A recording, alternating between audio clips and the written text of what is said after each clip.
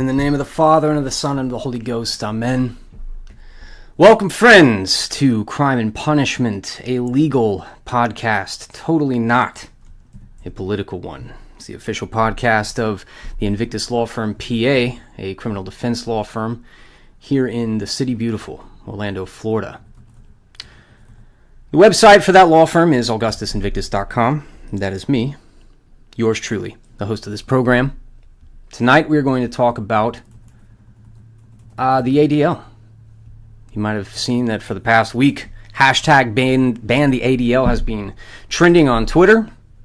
ADL has declared war on Elon Musk and on Twitter, now X. And some Twitter vigilantes have just gone rogue and started attacking the ADL. So we're going to talk about that. I am posting this right now, broadcasting live now to Twitter, and I'm letting this guy know. His name is Beardson Beardley. I don't know him, but I saw this in a Twitter thing. I reposted it myself. He said, "It wouldn't surprise me if the ADL had something to do with the recent attempts by the FBI to infiltrate the Catholic Church either." That's in response to Keith Wood saying, "Is the ADL anti-Christian? Here are some things they have labeled anti-Semitic. The liturgy of the Orthodox Church, the Latin Mass, the Passion of the Christ," that is the Mel Gibson movie, the number 83 for representing Hail Christ. So the response was, "It wouldn't surprise me if the ADL had something to do with the recent attempts by the FBI to infiltrate the Catholic Church either." And we discussed that at length on this program. We had a whole episode on that, how the Richmond office of the FBI issued this memorandum calling us all RTCs, radical traditionalist Catholics, started infiltrating traditionalist Catholic Latin Mass parishes.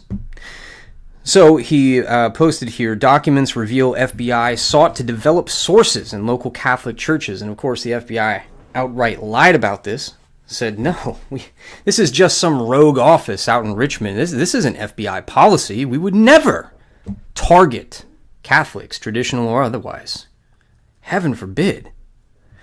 And now we know that's totally bunk. The FBI did have a policy of targeting traditionalist Latin Mass Catholics because, they're so friendly to white supremacists. So this tweet here from Mr. Beardley got me thinking. Today's episode is going to be about that.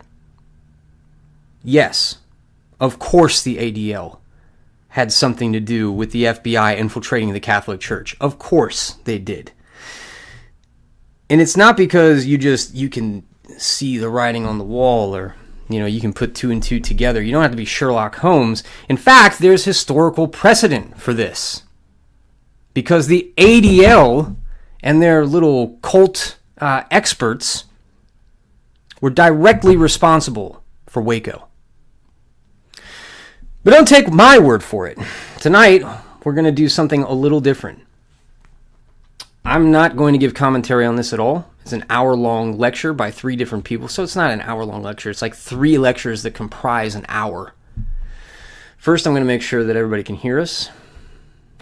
Going back to the comments. Arete, says Top Short Long Bottom.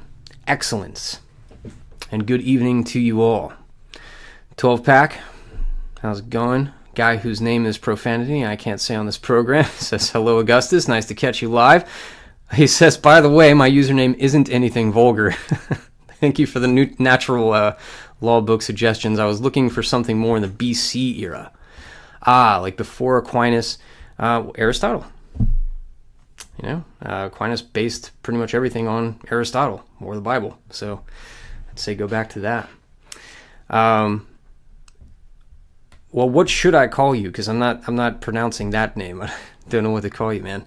Anyone from 6 says, "Hey, Augustus, have you read Scott Howard's Open Society Playbook?" No, I have not. Never heard of it, to be quite honest. But while we are doing this episode, I will look it up. I will make that promise to you right now. So, like I said, tonight we're going to watch 3 lectures And the title of this little conference from back in the 90s is called Waco, an ADL-Caused Holocaust.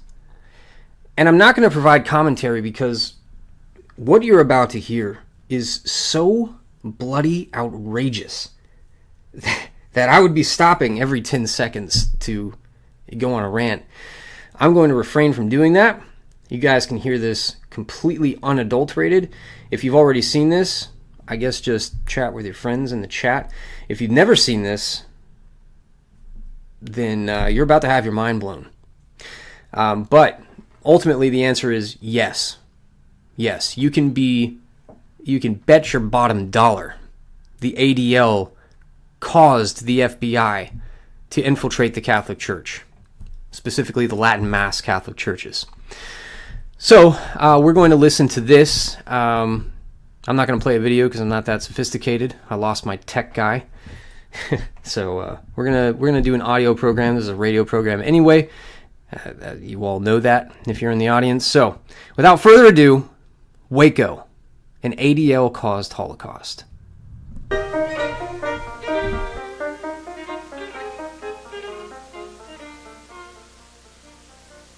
Good morning, ladies and gentlemen. Welcome to this press conference sponsored by the Executive Intelligence Review. My name is Webster Tarpley, and I am a contributing editor of Executive Intelligence Review. Today we want to look into the causes and background of the recent tragic bloodletting in the area of Waco, Texas, and the Branch Davidian compound. We're interested in exploring the causes in a way that the mass media and congressional investigations so far have failed to do. We wish to focus our attention in particular on the decisive importance of the networks of the Anti-Defamation League of B'nai B'rith and the Cult Awareness Network. And we will show you that at every decisive turn in the tragic chain of events in Waco, it was these ADL and CAN networks that provided crucial input leading towards the tragic results. And this stretches from the background of the failed February 28th raid by the Bureau of Alcohol, Tobacco, and Firearms through the April 19th events.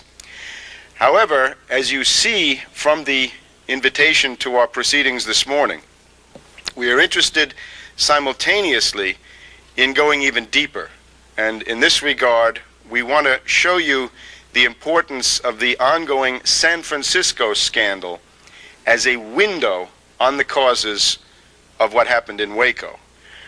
I'm referring here to a very large scandal which has already been the cause for 2 police raids on the headquarters of the Anti-Defamation League in San Francisco. This is the scandal associated with the former San Francisco Police Intelligence Officer Girard, the FBI liaison there, and the so-called art dealer and self-styled master spy Roy Bullock. And according to all indications, what went on in San Francisco was the theft of privileged government information from federal and state law enforcement databases, which was then, according to all indications, sold by the ADL to governments such as Israel, South Africa, and in all likelihood others in the world. This San Francisco case is perhaps one of the clearest ways to understand the pervasive pattern of corruption, infiltration, and indeed penetration of the federal and state law enforcement agencies by private criminal groupings, organizations, and networks. And we will try to present it to you in that form. One other point that I would like to make here at the beginning is the comparison of the Waco events to the Bay of Pigs debacle back in 1961, which of course took place at almost exactly the same point in the young presidency of John F. Kennedy. The Bay of Pigs invasion was of course the brainchild of the networks of the Dulles brothers, the surviving Dulles brother in particular, Allen Dulles. The project of invading Cuba at that time was sold to President Kennedy based on a series of lies and exaggerations. And in the wake of the failure of the Bay of Pigs action on the part of the United States, President Kennedy was obliged to proceed to a sweeping purge of the Central Intelligence Agency, the Pentagon, and other parts of the United States federal government. And it is certain in historical retrospect that the fight to purge those responsible for the Bay of Pigs was an absolutely indispensable phase in the struggle of John F. Kennedy to be President of the United States, since we all know that that is not simply a matter of getting elected and moving into the quarters in the White House. It does require a struggle with entrenched and corrupt networks, holdovers sometimes from previous administrations. Now, we're fortunate in our investigations to be joined by two of the leading correspondents of Executive Intelligence Review. We have, first of all, with us Jeff Steinberg, who is the counterintelligence editor of the Executive Intelligence Review, one, I think, of the leading experts on the Anti-Defamation League anywhere in the world. He is the co-author of a very powerful and very popular book entitled The Ugly Truth About the Anti-Defamation League. He will give us, first of all, a series of insights about the San Francisco side of the story. And we will then proceed, using San Francisco again as a window on Waco. We will then hear from our second speaker, Harley Schlanger. Harley Schlanger is the Houston Bureau Chief of Executive Intelligence Review. He covers the entire Southwest, but has also in the past been a chronicler of financial scandals, the savings and loan affairs in all parts of the United States, and indeed internationally. So let me introduce our first speaker, Jeff Steinberg, counterintelligence editor of EIR. Thank you, Webster. On January the 8th, some of you may recall that EIR had a press conference in Washington, D.C. at the National Press Club to announce the release of the book, The Ugly Truth About the ADL.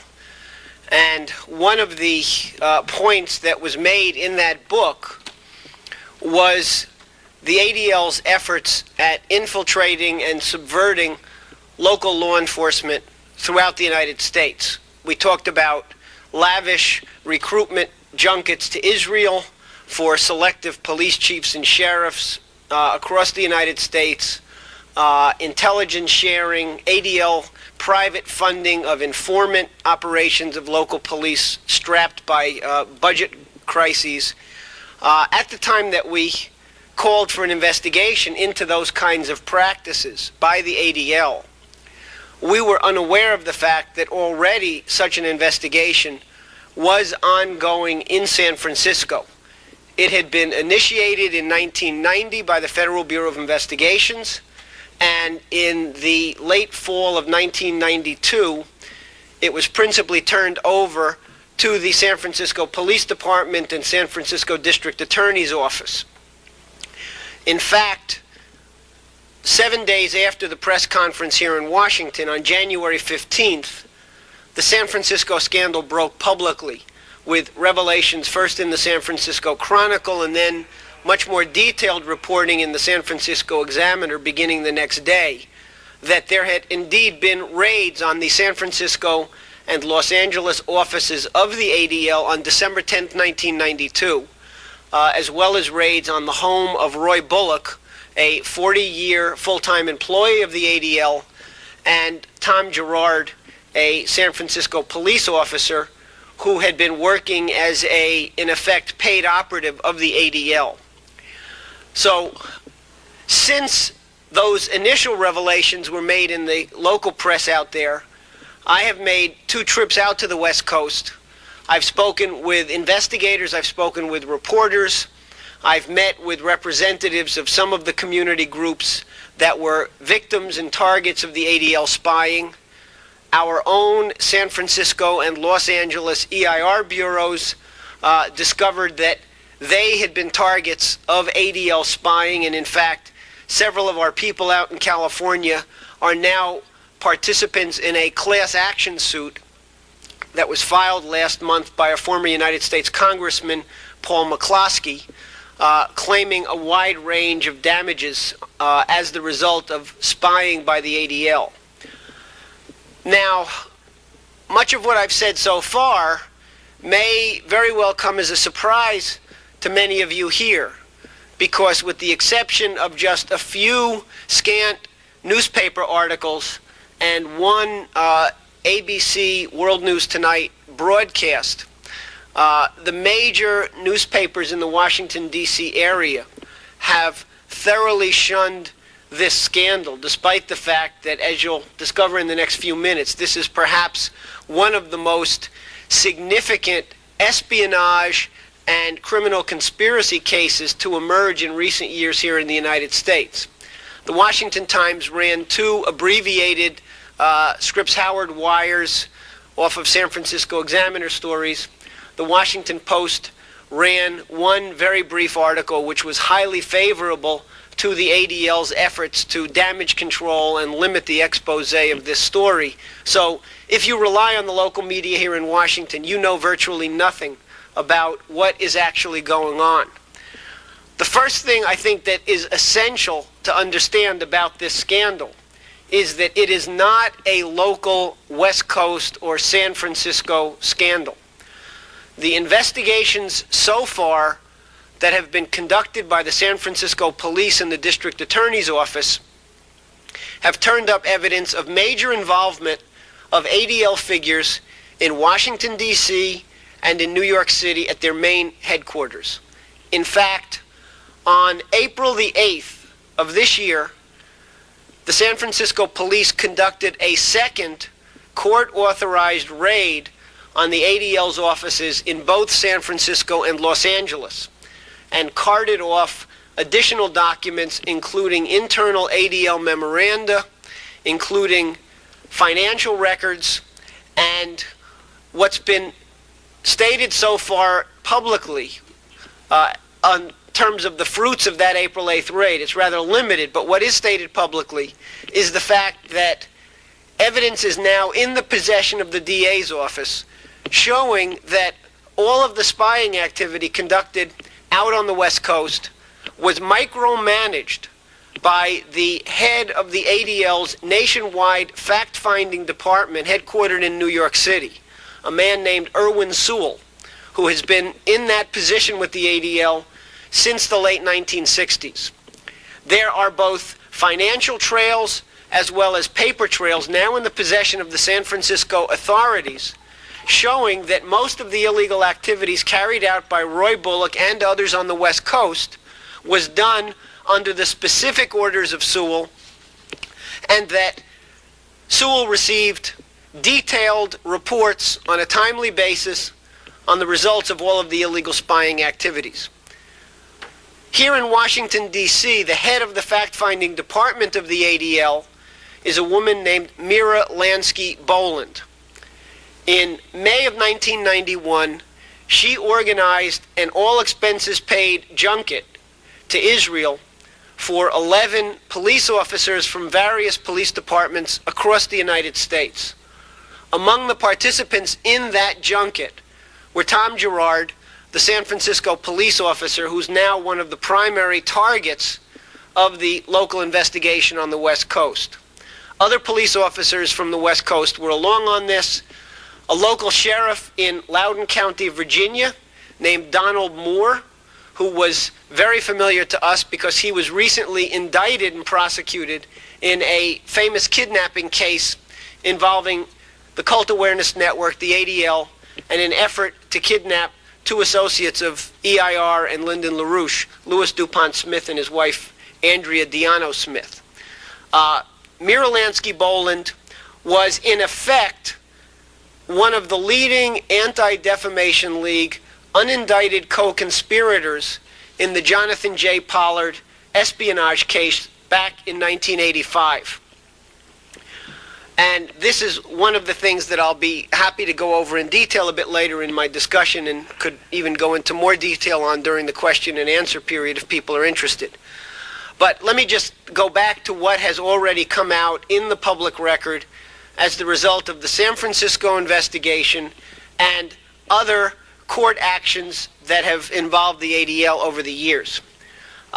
These 4 loose leaf volumes that are standing up here next to me at the podium represent documents that have emerged in the public record as the result of the San Francisco investigation since just January of this year. These 2 volumes are 700 pages of material released on April 8th by the San Francisco Police Department. These are the affidavit that was submitted by Inspector Roth from the San Francisco Police Department and accompanying documents in order to obtain the search warrant for the April 8th raid. These include interrogations of Roy Bullock and another former ADL official from Los Angeles named David Gervitz. What they reveal is, number one, that the ADL was regularly receiving classified government documents from the San Francisco Police Department, from the FBI nationwide computer criminal database, from the California State Department of Motor Vehicles, and other agencies. This material was being systematically taken from the police computers, not because the individuals who were targeted were involved in any criminal activity or were targets of any criminal investigation, but simply because they were on the political target list of the ADL.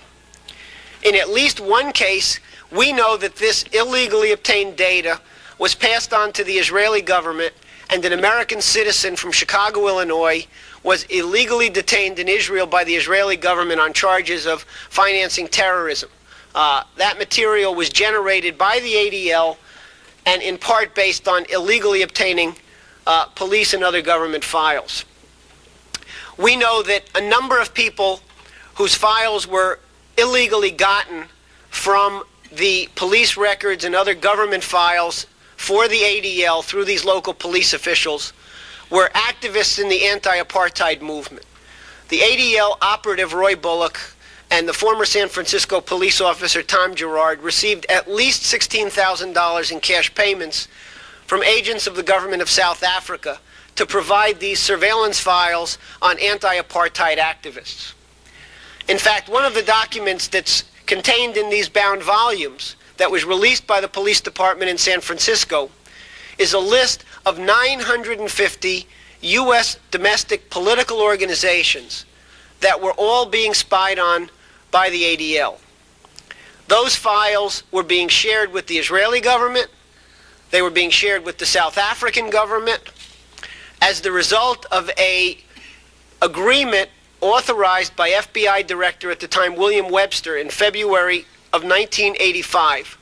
The FBI was regularly receiving information gathered by the ADL in apparent violation of many guidelines on FBI spying activity that were set as the result of the COINTELPRO and other illegal government spying scandals of the 1970s. So in effect, the ADL was operating as a subterranean illegal branch of the U.S. government, was funneling material to the Israeli government on a regular basis, was spying on American citizens for the government of South Africa, and was even spying on many organizations within the Jewish community itself that were operating on behalf of policies that the ADL was opposed to. Most specifically, groups that were supportive of an idea of some sort of a land for peace settlement of the Arab-Israeli conflict. The mayor of Portland, Oregon, a woman who was born on a kibbutz in Israel, named Vera Katz, was a target of spying by the ADL. The Simon Wiesenthal Center in Los Angeles, which the ADL considered to be a rival group, was spied upon.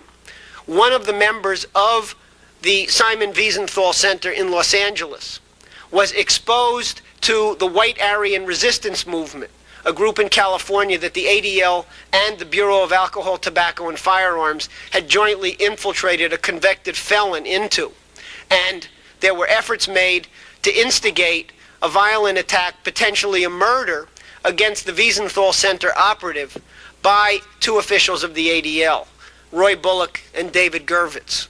So you have a wide range of crimes: foreign espionage, illegal spying on American citizens, illegal possession of confidential government material, solicitation of murder, being carried out by the ADL on the West Coast, all under the micromanaging eye of Irwin Sewell at the ADL's headquarters in New York City, and with active nationwide troubleshooter involvement by Mira Lansky-Boland of the ADL offices right here in Washington, D.C. This is a scandal of dramatic proportions.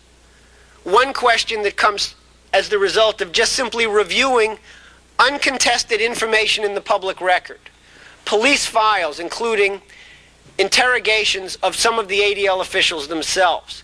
We've got a situation here where the ADL was illegally spying and perhaps working in league with the FBI, with the Bureau of Alcohol, Tobacco, and Firearms, soliciting criminal frame-up investigations against U.S. citizens who were guilty of nothing more than having policy disagreements with the ADL on a variety of issues. Yet, the Washington, D.C. major media has blacked out this story. There has been no sign whatsoever yet of any interest on the part of any office in the United States Congress of taking action on this. We hope that this will be corrected as the result of this press conference and other kinds of meetings and lobbying activities that we're going to be doing on this issue. I want to focus for a moment on the case of Mira Lansky-Boland here in Washington, D.C., because I think it is exemplary of the kind of activity that the ADL engages in on a systematic basis. Mira Lansky-Boland has been the fact finder, which is a euphemism for dirty tricks operator, for the Anti-Defamation League here in the nation's capital since approximately November of 1982. We know a little bit about her career background, and anticipating the question, I'll tell you right now that we're not sure whether she's a blood relative of Meyer Lansky. We're trying to find that out. It wouldn't be surprising. But we're just not sure. Certainly an admirer, yes. Mira Lansky-Boland was a participant in a graduate program in national security studies at the Fletcher School of Diplomacy in Boston. She received a master's degree from there in 1978. The director of that program at the time is an Israeli citizen named Dr. Yuri Ranan. In the mid-1960s, Ranan was an employee of the Israeli government, an intelligence operative for the Israeli government, working under the cover of a public affairs officer, first at the Israeli embassy in Washington, later at the United Nations mission in New York.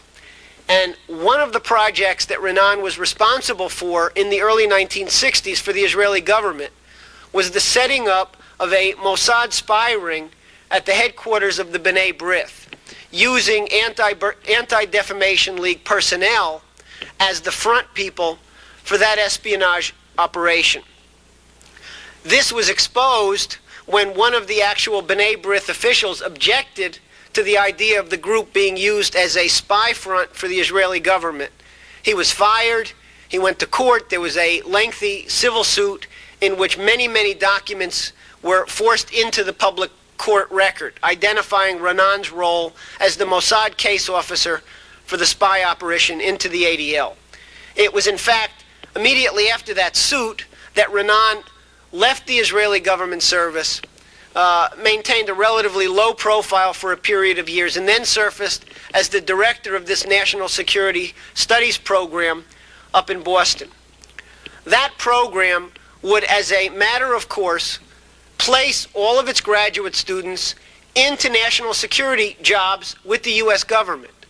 In 1978, upon her graduation from that program, Mira Lansky-Boland was placed by Yuri Renan into a job with the CIA, where she worked for 2 years before transferring to the Department of Defense Office of Net Assessments, and after 2 years there, she went to work full-time for the ADL. Her classmate in that program at the Fletcher School of Diplomacy was Jonathan J. Pollard, who through the same Professor Renan was placed into a job with Naval Intelligence in Suitland, Maryland.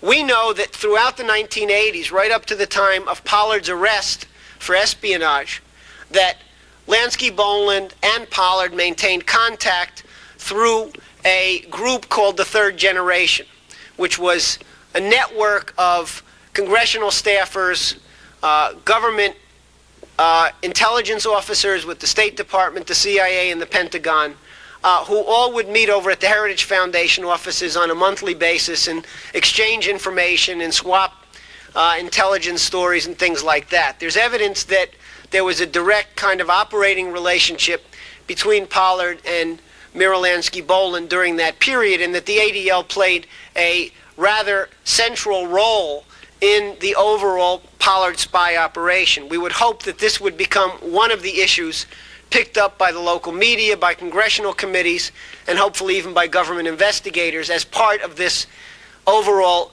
look into the ADL's activities. So all of these kinds of things are not matters of speculation. This is not guesswork. This is the concrete fruits of ongoing investigations that either found their way into civil litigations in court, or in the case of the spying on 950 organizations and well over 12,000 American citizens, we have the investigative findings of the San Francisco Police Department to show the exact hard evidence of this kind of criminality. Despite all of this, the ADL still to this day enjoys tax-exempt status from the Internal Revenue Service. They are officially classified by the U.S. government as a tax-exempt charity, despite the fact that the activities that they're engaged in, as documented in these binders here, are anything but charitable. So one of the things that we would very much like to see taken up as part of the congressional review and executive branch review of this scandal would be the ADL's tax-exempt status, which is clearly completely inappropriate and would indicate a degree of collusion between federal agencies, regulatory agencies like the IRS, like the Federal Election Commission, and the leading figures within the ADL. We'd like to see that ended once and for all. Now, I mentioned at the early stages of my remarks here this morning that Mira Lansky-Boland of the Field Office of Washington, D.C. of the ADL sponsored and personally led a junket of local police officers to Israel in May of 1991, and that among the people involved in that junket were Tom Gerard, the San Francisco police officer who has now fled the country and is in hiding in the Philippines and is threatening to reveal all sorts of U.S. government secrets about his activities for the Central Intelligence Agency in the early 80s, when he had a 2-year leave of absence from the San Francisco Police Department. Another person who was along on that junket was a sergeant in the Sheriff's Department in San Diego County named Tim Carroll. Carroll was interviewed by the San Francisco Police Department and confirmed that the officers selected for that junket to Israel in May of 1991 were being paid for, quote, services already rendered to the ADL, and that the purpose of the junket was to put them in contact with senior officials of the Israeli National Police Force, the Israeli Mossad, the Israeli Defense Force intelligence sections, in order to establish what he described as deeper emotional and sentimental ties to the efforts of Israel. In other words, it was a follow-on recruitment junket as well as a payment and insurance of continued collaboration in the ADL's illegal activities. Well, one of the people involved also in that junket from Loudoun County, Virginia, Deputy Sheriff Don Moore, as I indicated, shows up more recently as an active member of the Cult Awareness Network which is an organization that maintains extremely close working relations with the Anti-Defamation League. In fact, I think it's fair to say that the Cult Awareness Network functions in effect as an operational arm of the ADL, carrying out a range of activities that the ADL would not in any way, shape, or form wish to be caught engaged in. The most specific one being kidnapping for hire, which was the issue in the DuPont Smith case recently. So with that sort of notation of the relationship between the ADL and the Cult Awareness Network, and the fact that that is a ongoing Washington, D.C. area activity, I'd like to, at this point, finish my remarks after Harley Schlanger goes into this Cult Awareness Network role in the Waco massacre. Both of us will be available for questions on any of the matters that I've raised here. People are also welcome at the end of the press conference to come up here and look through some of these documents. And if any reporters are interested in getting copies of that material, we can make arrangements to have that stuff available for you over the next day or so. So with that, I'll just say thank you.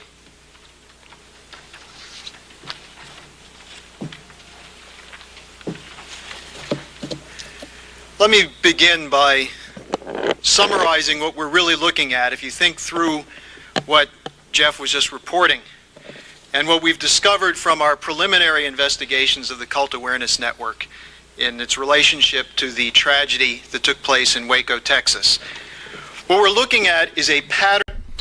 This is Harley Schlanger. He didn't announce himself. He's Houston Bureau Chief of the Executive Intelligence Review back in the 90s.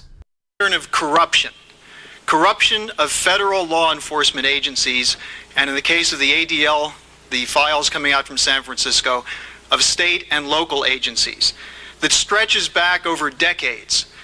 With the recent publication of Anthony Summers' book and material that's been on file and available for some time, we know that this goes back a number of years to include organized crime involvement in blackmail of the Federal Bureau of Investigation. If we look at the patterns that are coming out of San Francisco, we see in the case of Bullock that this stretches back anywhere from 25 to 40 years, depending on the specific case you're looking at. And now we're finding something that I think is probably the most insidious of all, which is a private organization, the Cult Awareness Network, which is moving to impose its agenda on federal law enforcement agencies, and doing it in public, in the open, as in the case of the shameless representative from New Jersey, William Hughes, who was badgering both Attorney General Reno and FBI Director Sessions, demanding that they bring the Cult Awareness Network in as the experts on cults, with the idea being, as the Cult Awareness Network says, that we're going to have many, many Wacos in the future, and the existing agencies are not prepared for that. So what we're really looking at is an attempt to impose the agenda of these private agencies, the Anti-Defamation League and the Cult Awareness Network is the most prominent, on official federal law enforcement agencies. And this is what the people of this country should be concerned with, and this is what should be the subject of the investigations that are going on, instead of the dog and pony show that we saw last week with the House Judiciary Committee. I watched some of the hearings with a veteran Houston Police Department SWAT officer. And after we turned it off, he turned to me and he said, imagine if something like this had happened in Houston, and it was a Houston SWAT team that was involved in the so-called rescue operation. And in the process of the negotiations and then the act of attack, there had been the deaths of all the people who were involved, had been held hostage or were in the siege. He said, do you know what would have happened to us? He said there would have been immediate suspensions pending investigation. And the investigation would look at who handled the negotiations, who trained the police, who developed the psychological profile that was used, and how could this have been handled differently. That's not what we're seeing so far in Waco. Some of these questions are coming forward, and some people are bringing them up. But in general, what we're seeing instead is the attempt to use the act, which we'll prove was a criminal act on behalf of the law enforcement agencies, that they're using that to justify the intensification of the procedures that were used that resulted in the deaths of more than 80 people, including 4 federal officers, for the purpose of executing a search warrant. It reminds me of something that I remember from years ago, hearing a military official of the United States talking about a city in Vietnam, and he said we had to destroy the city to save it. Here we had a case where we want to protect children, according to the official agencies, protect children from harm. And in the process, we bashed down their house, pumped in gas, and ended up with an action in which they were all killed. If the result was to, or if the goal of this operation was to protect the children from abuse, and that's a question which has not yet been satisfactorily answered, whether there was abuse or not, that if that was the goal, then I guess in a certain sense it's succeeded, because those children will not be abused again. But it's because of the deaths of those children that we have the responsibility to get to the bottom of this. Who's responsible for this, and how did it happen? And that's what the investigation has to focus on, because these people do deserve a day in court. Now, an investigation has to begin by separating this operation into 2 phases. And I'll just indicate to you some of the areas of investigation, some of the leads that should be pursued in the attempt to get to the bottom of this. The first is phase 1, what led up to the February 28th raid by the Bureau of Alcohol, Tobacco, and Firearms. And then secondly, phase 2 is the FBI operation, which began the next day after the initial fiasco on February 28th, in which 4 federal agents were killed, possibly by their own fire. The second phase began March 1st and was brought to a fiery end on April 19th. One of the most important things to look at is this question of who were the sources and the so-called experts. When Janet Reno held her first press conference, she said over and over and over, I consulted the experts. I consulted the best experts we could find. So the question has to be asked, who were these experts? I think we can say fairly conclusively that in the case of the alcohol, tobacco, and firearms raid, the experts, so-called, were leading activists and officials of the Cult Awareness Network. In the case of phase 2 with the FBI, the experts who should be investigated include the people based in Quantico, Virginia, in the so-called Behavioral Sciences Unit of the FBI, and the related hostage response team, the people who were on the scene and conducted the operation. And the third part of this is in the case of Attorney General Reno, who were the people briefing her? That is, who compiled the information and convinced her on the night of Saturday, April 17th, that the only way to end the hostage, the siege in Waco, the only way to end it would be to batter down the walls and pump in a kind of tear gas which is banned for use in warfare by a Geneva Code. Now, in the case of the ATF, the question that we have to look at is how does a private agency like the Cult Awareness Network get the power to direct federal law enforcement investigations? Now, the first thing you have to look at is what is the Cult Awareness Network and how does it operate? We have the documentation in the book Travesty of the way in which the Cult Awareness Network was working through the operatives Donnie Moore, who Jeff covered in his presentation, Donnie Moore from the deputy sheriff from Loudoun County, Virginia, how he worked together with a professional so-called deprogrammer named Galen Kelly to plan out the kidnapping of Louis DuPont Smith. Now, the Cult Awareness Network today will tell you that they do not engage in kidnapping. That this is something that some people, some nasty people like Ted Patrick used to do, but the Cult Awareness Network is above this. But the FBI transcripts, that is the transcripts that were got from a wire on one of the collaborators or one of the people brought in by Donnie Moore on the Louis DuPont Smith case, proves that they are still doing kidnapping And in fact, Galen Kelly, several days after he was acquitted in the DuPont Smith case, was indicted again on another kidnapping.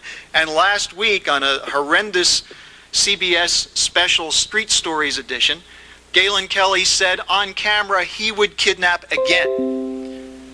So he's called it kidnapping. I don't know why this court in Alexandria couldn't find that there was kidnapping involved. What the Cult Awareness Network has done is that it's set up itself as the experts on cults.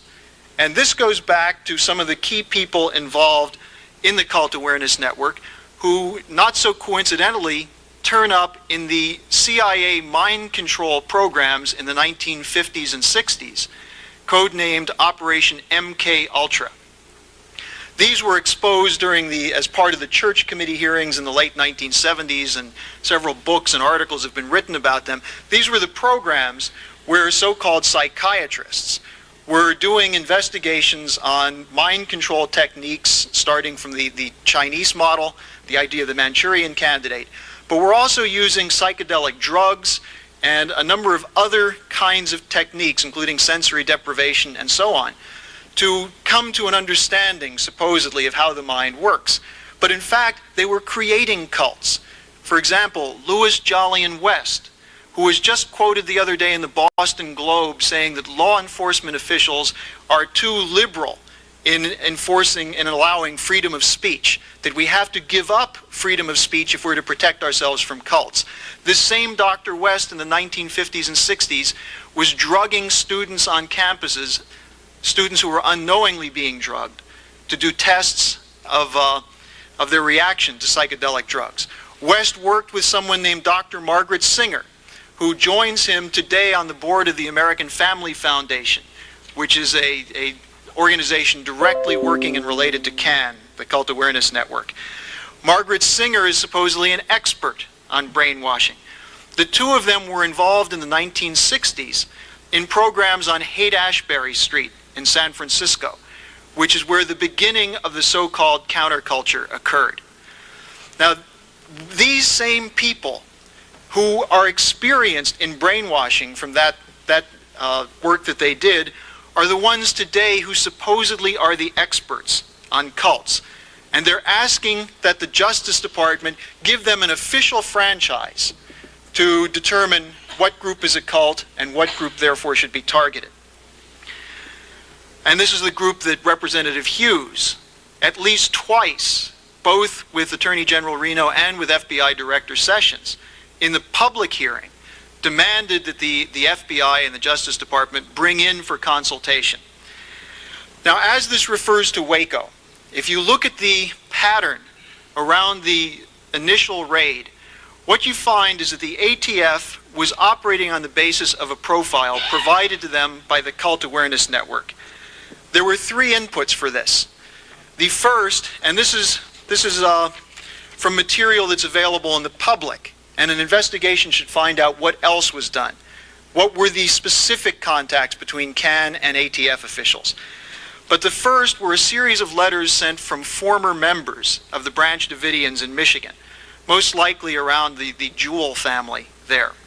And what they said in the letters they sent out is that they charged Koresh with, quote, child abuse and neglect, tax evasion, slavery, and reports of possible mass destruction, unquote. This report was sent out to all government agencies and law enforcement officials, even including in Waco, in McLennan County, and in the state of Texas. There were attempts by these family members to get an investigation going locally. And the local officials, who have on several occasions sent people to the compound to investigate charges of child abuse, and who concluded each time that there was no evidence to support that, said that there was no reason to go in for them to be involved. And so then the target became the federal agencies. There was a memo released recently by the Dallas Morning News, a memo from the FBI on February 23rd, 1993, 5 days before the raid against the Branch Davidian compound, in which the FBI, responding to the letters from Michigan with those accusations, said that to date, no information has been developed to verify the allegations. Now, that was one of the inputs. The second input is from a man named Rick Ross. Rick Ross is a CAN deprogrammer with no background in psychology or psychiatry. In fact, his background is that he was a jewel thief.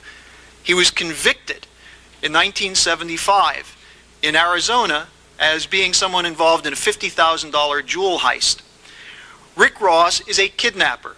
There are warrants out for him in Washington State. There are other people investigating him in California and elsewhere.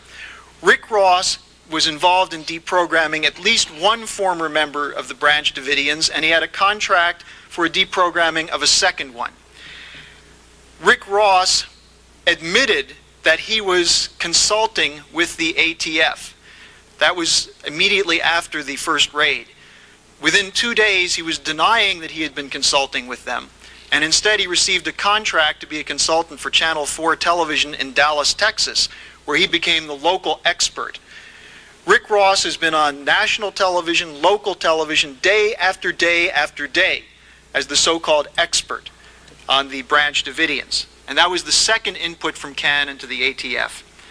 And the third, and perhaps the most curious, comes from Australia, from a private investigator named Jeffrey Hossack. Now, Hossack caused the U.S. State Department office in Melbourne, Australia, a woman named Sandra Stevens, who's a consulate official there, to send a letter to the State Department, which was forwarded to ATF. And what the letter said is, quote, Howell, that is David Koresh, was heading in one of the following directions: a final Jonestown massacre, an armed confrontation with authorities, or some bizarre behavior, such as an attempted assassination of a public figure, end quote. Now, how does an individual private eye in Australia end up getting the State Department to intervene with ATF to push ATF to launch this investigation and attack? Well, Hossack is not just a private eye. He works very closely with the law firm in Australia of Arnold Bloch Liebler. And the Liebler family in Australia is a family which has been exposed in the press there as a Mossad operation, that is Israeli intelligence, and that they work with the Jewish Center in Melbourne, which is an affiliate of the Cult Awareness Network and an affiliate of the Anti-Defamation League, the same network that Jeff was describing. And so from that, it's not just one private eye who's meeting with several former members, but it's an official of this operation who was reporting to the State Department, which then asked that the ATF do something. When the ATF botched the first raid, and the technical side is not of interest right now, we can take that up if people have some questions. In fact, there's much that we don't know yet about what happened on the technical side of this whole thing. But when they were asked, why launch a raid? Why send more than 100 people, well-armed with helicopters, against this compound when it may very well have been that there was a tip-off beforehand? ATF spokesman Jack Kaloran said that the agency concluded that, quote, Koresh would either launch an attack on Waco residents or instigate a mass suicide, unquote. Virtually the same words used by Hossack in the letter that was forwarded by the State Department to the ATF. Now, that represents fairly conclusive leads on the role of the Cult Awareness Network in setting up the ATF in the first place. And it's there that the investigation has to proceed. Now, one additional note on the CAN side of this, the Cult Awareness Network side. Since the conclusion of the standoff, the siege situation on April 19th, Cult Awareness Network leader Cynthia Kisser has appeared on national television, local television, radio shows, and op-eds in major papers, saying that had CAN been included in the full standoff as a full partner in shaping the intelligence and the operations, then this would not have happened. She continued to say there are more than 1,500, maybe as many as 2,500 additional Koresh-style cults, many of which are dangerous. And she has said repeatedly that we must now realize that we cannot allow freedom of speech and freedom of religion and freedom of association for these groups. This was presented by Hughes, Representative Hughes, before the committee, and even Floyd Clark from the FBI said that we cannot set up the kind of spying, the kind of intelligence gathering on people who have committed no crimes. But the Cult Awareness Network is trying to force their view of cults. And a cult for them, it actually is very similar to the idea of a thought crime. Very similar to the idea that the Anti-Defamation League is trying to force through state legislatures on the idea of hate crime legislation. To give to judges, to give to law enforcement officials the responsibility to try to determine the thoughts of a person, and from basing that on the thoughts of a person, preemptively attacking them based on this kind of profile. And that's something that goes directly against the Constitution of the United States. Now in phase 2, and looking at the FBI operation, what we have to look at is the role of Quantico, Virginia, which is where the FBI has its behavioral science unit and the hostage response team. Now it's worth noting that the hostage response team that was deployed against the compound in Waco was also involved in the more than 400-man operation deployed against Lyndon LaRouche in October 1986. That again, you have a parallel. You have the Cult Awareness Network and the ADL that were stirring up agencies, planting stories, planting slanders and rumors to build up for a siege which was intended to have the same kind of bloody ending in Leesburg, Virginia, that occurred in Waco, Texas. That this hostage response team operates from the same or a similar psychological profile mapping as the Cult Awareness Network does. There are two people in particular who should be investigated in this. One of whom is Dr. Park Dietz, who is supposedly the top psychological expert working for the FBI. And it is Dietz who has been involved in building the hostage response team. Dietz was on the scene in Waco. Dietz was involved in putting out the line, according to Judge Sessions, that the children were being abused and the children are in danger. A second person who should be investigated is a Dr. Murray Myron, who is a pioneer in something called psycholinguistics. He's a professor at Syracuse University and has been on the payroll on a retainer for the FBI for the last 15 years. Myron from Syracuse, New York, was telling the FBI that there was no need to negotiate any further with Koresh, that the negotiations would not work, that a confrontation was inevitable. Why wait?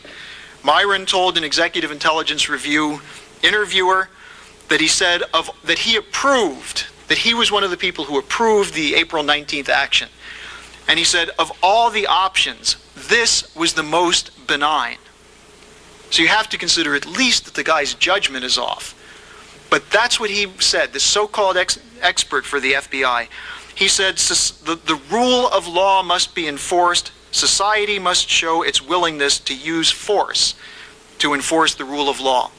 Clearly, the issue here was not the rule of law in Waco, Texas, but establishing the precedent of brutal repression of groups that are targeted and singled out as cults. And that was what was done when the FBI launched that raid.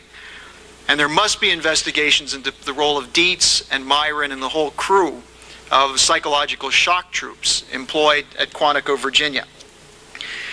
Now, finally, I think it's important to look at the evidence that is coming from, or the statements coming from the lawyers in the case. Because in matter of fact, outside of the FBI, the only people in contact with individuals inside the compound during the last 3 weeks of the siege were the lawyers. Dick DeGuerin, a very prominent defense attorney in Houston, Jack Zimmerman, and now there's Mike DeGuerin and several others who were involved. Dick DeGuerin said repeatedly that Koresh does want to come out because he wants his day in court. And the Houston Chronicle ran an article 2 weeks before the final attack, which was an interview with several attorneys, including a former prosecutor and a defense attorney in Houston, all of whom said that the government will have a very difficult case proving its case in court. That is, that the ATF, from what they had in the warrant, which some police officials have said does not constitute probable cause for that kind of action, that they would have a very difficult time proving their case. Well, the negotiating tactics, so-called, that were used, including the blinding lights and the loud music, the hard cop, soft cop tactics, which are typical in this kind of action, and then the final tank and gas assault, meant that the FBI will never have to answer some of these questions. In fact, there's talk of bringing the Cult Awareness Network in to deprogram the former members who survived. And in fact, one of the Cult Awareness Network members said that they're still programmed. They can't go to court and testify because they still think there was no suicide pact, that there was nothing wrong with what they did, so they can't tell the truth until they've gone through deprogramming. That is absolute interference with the right to a fair trial. On the case, the final case of Attorney General Reno, there's one person in particular I think must be investigated, who was the liaison between the Quantico group and herself, and that is a Deputy Attorney General named Mark Richard. Reno told the committee that it was Richard and Sessions, but mostly Richard, who briefed her during the siege, that it was Mark Richard who went down to Waco to get a hands-on look and also decide who the prosecutor should be in the case. And Mark Richard was one of the small coterie of people who were at the final meeting on April 17th to decide the final tactics. Mark Richard is distinguished by his connection, long-term, to the same Mossad ADL networks as the police operative in San Francisco and as the Cult Awareness Network. He was one of the founders of something called the Office of Special Investigations, which has engaged in the prosecution of alleged former Nazis. And it was Richard's office, as has come out repeatedly now in cases, for example, the Demjanjuk case, who passed on and knowingly passed on forged KGB and Israeli documents to help convict American citizens. The same Mark Richard was in the office with Attorney General Reno when the final decision was made. And because of his connections, again, you see the same thread, the same pattern. And this must be brought up for investigation. As to people like Representative Hughes, who say that we need a special intelligence unit on cults and we should give special leeway to law enforcement in investigation of cults, this is absolutely irresponsible. He's calling for a violation of the Constitution, and he needs to be set straight on this. What we saw was a completely unnecessary catastrophe in which 24 or more children were killed to protect them from abuse, in which a house was burned down because there were suspicions that there were illegal weapons being stockpiled there, in a compound where people had lived at peace with the community for many, many years, where local law enforcement officials said, if you wanted to sign out a warrant against Koresh, why didn't you go to the prosecutor's office? We could have called and arranged some kind of peaceable surrender, as they did in 1988 after a shootout internal within the Branch Davidians. So that's the end of that, Waco, an ADL-caused Holocaust. Like I said, I didn't want to interrupt the whole time. I'd be interrupting every 10 seconds, but there are some major takeaways here. The first is the reason we did this tonight. The question, I wonder whether the FBI, or whether the ADL, influenced the FBI to infiltrate Latin mass parishes. Of course they did. Of course they did. They're the ones who did this in Waco. They're the ones who subverted law enforcement bodies, local, state, and federal, all across the country back in the 80s and 90s. They do it now, do it today. SPLC does the same thing. They give quote-unquote training to all your local cops and sheriffs, to federal agents. You get certificates if you're in the FBI, go through these training programs, this is what they do. They tell the FBI who the enemy is. They tell your local sheriff who the enemy is. They tell your local police department, this is what a hate crime looks like. These are hate symbols. These are hateful people. These are gangs. They provide the targets, and the cops go clean them up. So, of course, the FBI was influenced by the ADL in targeting Latin mass Catholics. One of the other things to note here, this was in 1993. So Waco, of course, was April 19th, 1993. That was the conflagration, the literal conflagration. Of course, the siege went on for some time before that, but the real date is April 19, 1993. This conference was May 6th, 1993. So you might be confused when you're hearing this guy talk about hate crime speech legislation. This is what they're promoting now. This is what they're trying to pass through. It's totally unconstitutional. Yeah, it's a done deal now. It's a done deal. Back in the 90s, it was outrageous to talk about hate crimes legislation, hate speech. That was such a foreign concept to people back in the 90s. They're like, obviously, this is blatantly unconstitutional. This is going to destroy our entire society. This was promoted by the ADL, and people thought it was the most outrageous thing they'd ever heard of. Now we just take it for granted.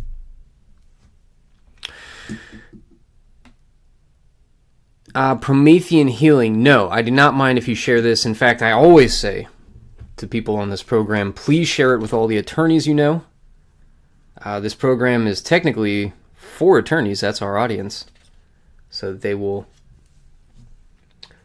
hopefully have a new perspective on law. Think about things in an ethical manner. Think about what they're doing with their lives. And think about the system that we uphold. Because this is the system that we uphold. This was a major change back in the 90s. You have, and here's the other thing to notice. Last commentary here, last bit of commentary. You have these quote-unquote cult experts, these self-appointed experts on what a cult is. They malign you and your group. Let's just say let's take this in modern times. You have these so-called cult experts from the ADL saying that you Latin mass Catholics are radical traditionalist Catholics, or RTCs.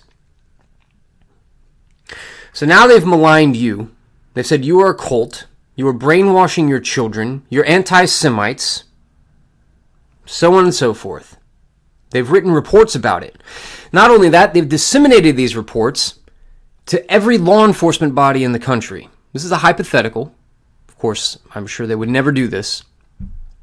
We're just likening what they did in Waco to the Branch Davidians to a modern day example of the Latin mass Catholics, because that's the modern scandal going on right now. So these cult experts have targeted you. They've maligned you at your Latin mass parish. They've written articles. They've written reports, white papers. They've disseminated it to all the local law enforcement bodies all over the country. And then those local law enforcement bodies say, yeah, look, we're not going to spy on Latin mass Catholics. Yeah, that might be weird. They still wear dress clothes every Sunday, but, you know, we're not going to go spy on them. We're not going to infiltrate them. Certainly not going to besiege their towns and take all their guns. No, we're not going to do that. So these cult experts that have been pushing this whole scheme, they instead go to the FBI and they go to the ATF. Of course, they're always willing to party. And then they burn your children alive. It's hard for many people in this audience to imagine, because you were born after 1993. You know, some of us actually remember this happening. It's difficult to imagine that the FBI and ATF would burn a building full of women and children. And it's captured on video. And they just walk away from it. But imagine these cult experts have targeted your Latin Mass parish. They've pushed the FBI to burn down your building with your women and children inside of there. And then the survivors, they're not allowed to testify at a trial until they're deprogrammed by the ADL. Can you imagine how outrageous that would be? What would Twitter have looked like if it were around back in 1993 and this were all coming out back then? It would be insane. The ADL targets Latin Mass Catholics, has the FBI and ATF literally murder their children, and then says the survivors cannot testify at a trial until they're deprogrammed by us, the people who started it all. Amazing. This is American history. With all that being said, I think we're pretty much done for the night. So this has been a nice break for me. I didn't have to do all the talking, but I'm sure we'll get back to that next week. Guess that's about all there is. Stay in school. Don't do drugs. Till next time.